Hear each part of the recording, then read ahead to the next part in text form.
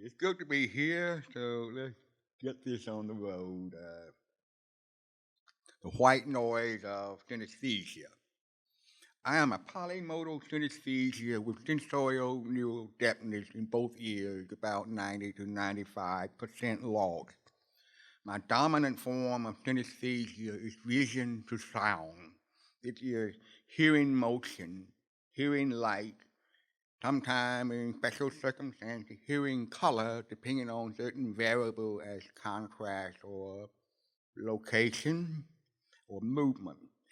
My synesthesia is also manifest as touch to sound, taste to sound, smell to sound, emotion to sound. In fact, all of my sensory input gets translated to sound. And before I learned the word synesthesia, I called it photonic hearing, with a lack of a better word till then. And the most important synesthesia for me is motion to vision. These are not random, they are always consistent. For example, when I observe a car approaching me, it will increase in pitch. And when it moves away, it will decrease in pitch, just like the Doppler effect. This gives me very important information like compact data, giving me speed, location, and position. Very important. Now, Dr. Ramachandran told me that the reason I had the synesthesia is because the auditory cortex not being stimulated was being rewired by the visual cortex.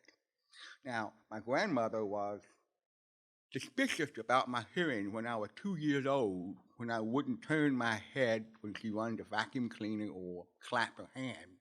They took me to the pediatrician, and he said there's no way to really know until I was 4 years old. And I was at 3 years old, and my parents just couldn't wait. So they took me to an audiologist and developmental psychologist in Memphis, Tennessee.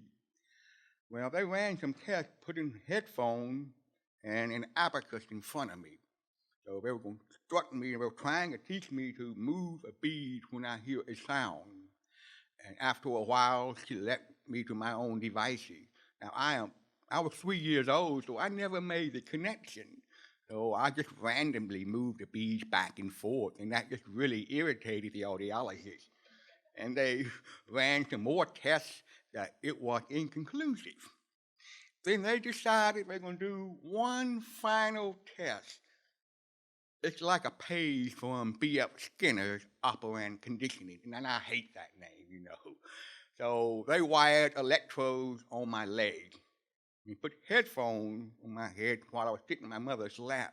I just somehow knew this is not going to end well. So they would give me a tone and then give me an electric shock. Now, you will figure if all those people prancing around the clinic with white coats should know better how a 3-year-old is going to react to being electrocuted. So the test ended when I finally cried myself to sleep in my mother's lap. And they came up with this astounding diagnosis that I wasn't actually hearing, and I'm not deaf at all, and that I am so mentally deficient that I can't recognize the sound, and they left a diagnosis that I had aphasia and had no capacity to learn language, and institutionalization was recommended. In other words, they're saying I might be lower than a moron, maybe an imbecile. Well, if they said, come back next year, we'll run the test again. But that didn't please my parents at all. So my father, a few years before, lost his hearing, and he went to Memphis to Dr. Jan Shea, who pioneered the stapedectomy surgery and restored his hearing. So he decided maybe we need to check out with Dr. Shea. Now, Shea pioneered this procedure, and I consider him to be the father of microsurgery, because of his stapedectomy became so widespread with these equipment that had opened the avenue. Well, he ran his test and concluded that I have nerve deafness, and he was also pessimistic. Said, I would never talk, but I would go to a deaf school and learn a sign language. I've been one of Dr. Shay's longest patients for about 55 years. And by the time I was 13, I've been aware about my synesthesia and I was trying to tell him. But he's always too busy. He's in the room for 90 seconds and he's off to the next patient. So after he retired, I got a chance to visit him in the Holy of Holies in his office. I've always wanted to see what his office was like. Got a bust of Julius Caesar and tomes of books and everything. We spent about 3 or 4 hours talking, and he was just genuinely interested. He said, "Why did you tell me?" He said, "I tried to for nearly 30 years, you know." And he's the second generation, and he has 2 sons. They're both ear surgeons. Both of his sons and another otologist recommend that I should get a cochlear implant. Well, that is the question. Should I get an implant or not? But it's been shown that the older you become, there's going to be a limit to your brain plasticity. So I'm 59 years old, and I don't think I should, at this moment, consider this. Well, I learned from reading some Russian literature that gave a good explanation about how my synesthesia are working. Synesthesia is a form of non-verbal thinking. I can remember experiences back when I was 2 years old before I fit for hearing aid, and the sound that I was hearing. Well, this is a diagram done by some researchers of Lumber and Quall showing the difference with congenitally deaf cats and hearing cats, and showing that there's a lack of feedback in the deaf cats. So I might raise questions about an implant.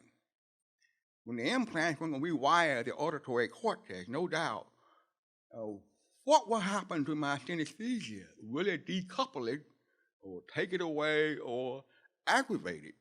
So if I lose my vision, emotion, synesthesia, well, I may essentially be blind to be driving, where I can no longer judge speed and distance of an oncoming car. And the same researchers have shown that the deaf cats have a highly developed peripheral vision. And so do I, and I'll get to a little more detail about this.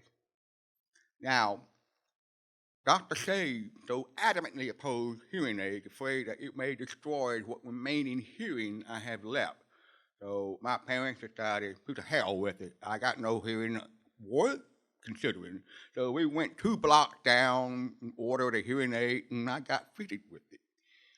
Boy, I will never forget that first day when I stepped out of the clinic and hearing the cars passing, the pile drivers of a construction site, honking.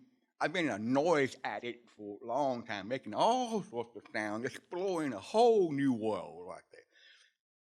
And I thought I heard everything. Glued to the television was my next thing, and cartoons became a new reality. Picking up all the sound effects, and that became part of my reality then. So if somebody was tiptoeing like this, I would hear just like in the cartoon. And I have these overlearned associations, like Mary Elizabeth Calkin called synesthesia. It could be a case of overlearned association that you just can't learn when you latched on and bind at such an early childhood. For example, people talking. Before hearing aid, the mouth was a very strange thing. People move all the time. We stick food in it. There's no such thing as words to me until later, and found out there was more, and words are coming out. Once I learned to hear and speak, so when I watch television and mute the sound, lip reading, I will still hear the voices. Now, that's all quick adjustment of how to make advantage of these back up. So I'm going to show you an example of visual graphic example of the sound I am hearing when you observe these images. This one I call the molecule. You will hear the sound of the blinking electron. If you listen closely, you may pick up the sound of the orbital motion of the electron. You might want to dim the light just a little bit to make it clearer. Lights.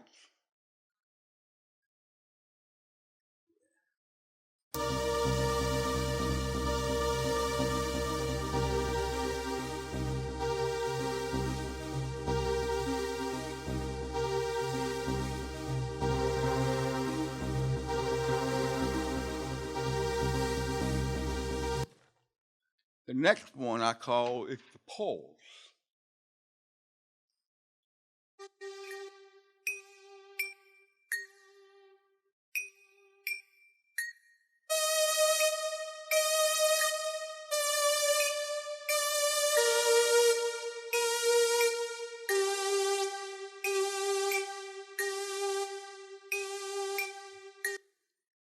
The next one was inspired by my many train rides I have taken when I was living in Germany. So think of it like a locomotive with me looking at the trees passing by.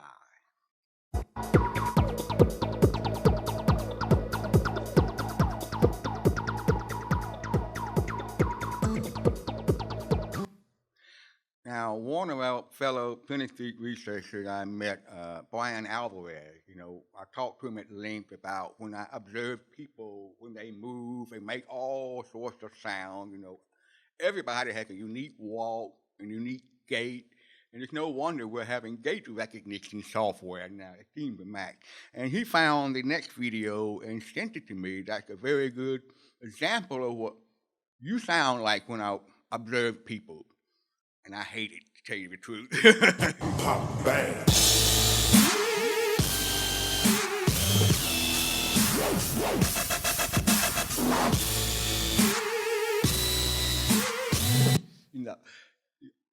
That's the last thing I want to hear. If I'm hearing dubstep all day long, that's the last thing I want people to play for me. I want some real music, you know it.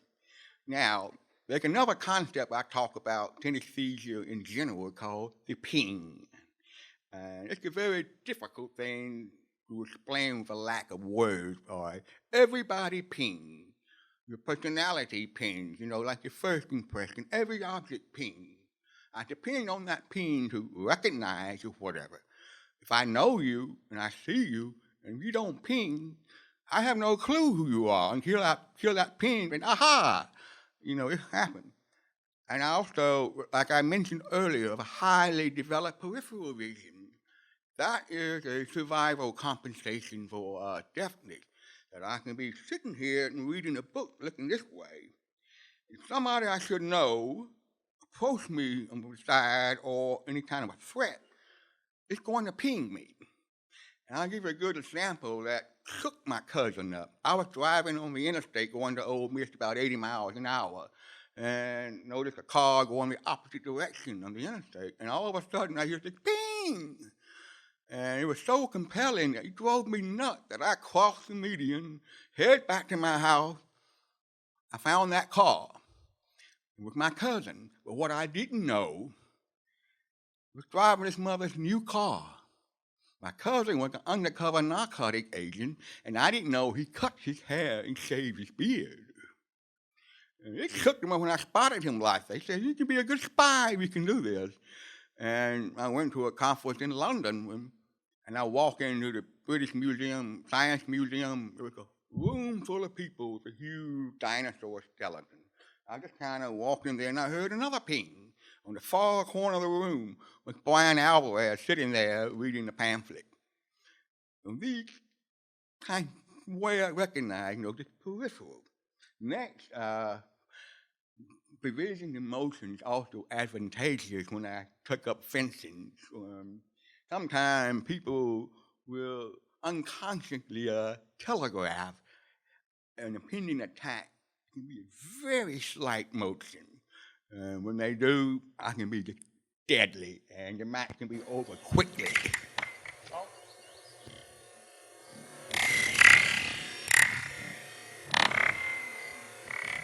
So within 2 years, I racked up a lot of medals and won medal in the Masters tournament. So my instructor told me, "I think you have a very unfair advantage, you know. And I went rapid for a few years with this. Next. Oh, that's not the.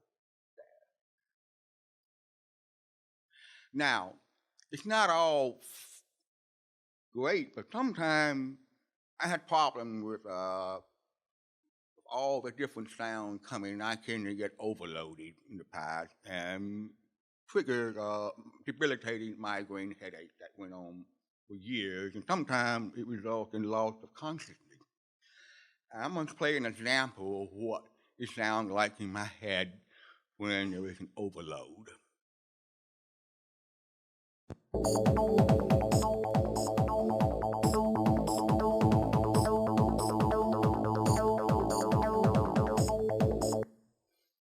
The problem I've been having with doctors.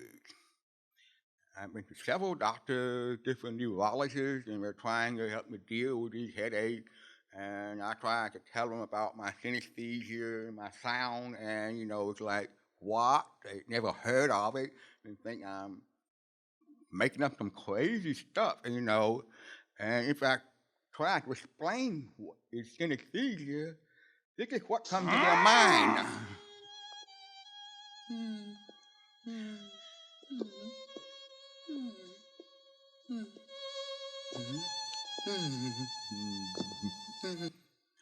And I tried to explain, wait, we got all this research been going on for 20-something years. We got publications, we got scientists, we got neurologists all talking about it. And then this doctor would say, oh, yeah, yeah, I'm the doctor. I know what I'm doing.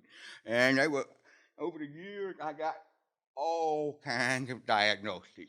Synesthesia not being one of them. Depression, medial temporal sclerosis, and what was interesting, where is it?